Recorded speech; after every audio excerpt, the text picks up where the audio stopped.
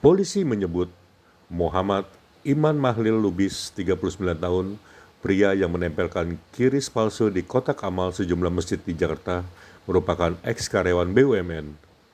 Direktur Reserse Kriminal Khusus Polda Metro Jaya, Kombes Auliansah Lubis mengatakan, tersangka pernah bekerja di salah satu bank plat merah tersebut. Meski begitu, tak dijelaskan secara rinci bank BUMN yang dimaksud. Lebih lanjut, Auliansah menuturkan pemeriksaan intensif terhadap tersangka masih dilakukan. Terkait dengan status dari tersangka itu, apakah benar dia itu karyawan BUMN, dan kalau karyawan BUMN dari mana, kemudian juga bagaimana pelaku ini bisa berpikir untuk melakukan modus kejahatan seperti ini gitu Pak. Dan terakhir, apakah benar dia ini residivis Pak dari kasus di Medan? Baik, akan dijawab oleh Pak Direktur ya. Kami baru saja tadi subuh kita melakukan upaya atau tindakan kepolisian terhadap yang bersangkutan. Jadi ini masih kita lakukan pendalaman. Nanti mungkin perkembangan pendalaman itu tetap akan kita sampaikan kepada teman-teman melalui Pak Kabid Humas atau kita akan rilis kembali. Terkait dengan latar belakang yang bersangkutan pernah bekerja di salah satu bank ya, salah satu bank BUMN. Kemudian terkait dengan jumlah-jumlah dan pertanyaan yang lainnya masih kita lakukan pengembangan, akan kita masih pendalaman, nanti akan kita lakukan atau akan kita informasikan lebih lanjut.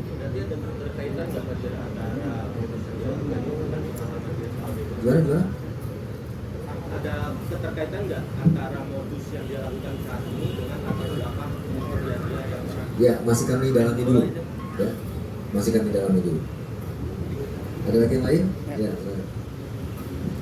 Pak, ini saya mau bertanya, pelaku ini udah beraksi dari kapan?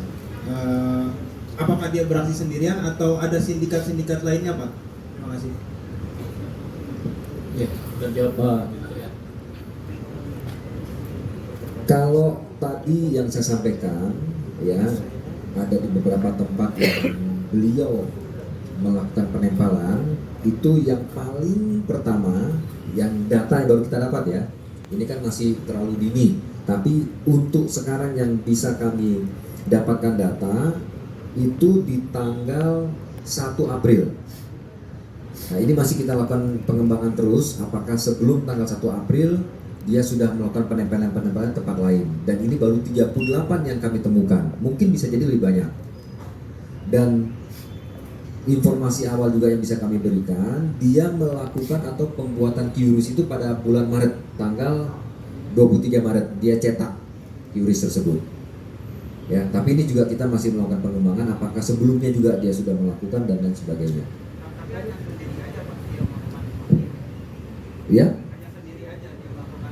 Hanya apa? Sendiri. Ya, untuk sementara ini baru dia sendiri.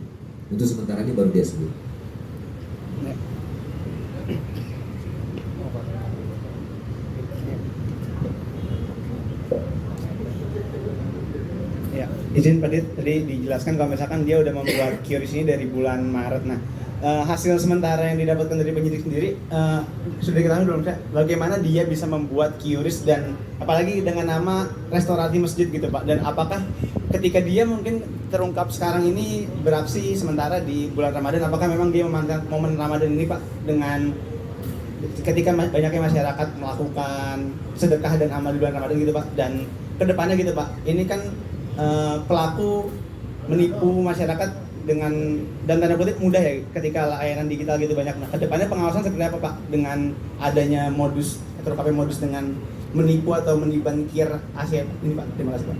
Ya, terima kasih.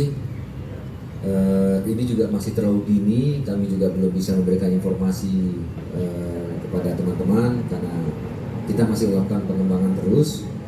Nah, kemudian terkait dengan regulasi pembuatan QRIS ini mungkin ada lembaga lain yang berwenang untuk nanti menyampaikan. Ya. Jadi bagaimana mekanisme, keharusan, persyaratan dan lain sebagainya, mungkin ada lembaga lain yang berwenang untuk menerangkan bagaimana teknisnya. Demikian. Ya. Berarti akan ada koordinasi Pak dari Ya, kepolisian Pak? tetap akan kami koordinasi. Cukup ya rekan-rekan. Artinya proses penyidikan ini kan masih berjalan, masih awal, ya sustainable berkelanjutan. Kemudian selalu penekanan.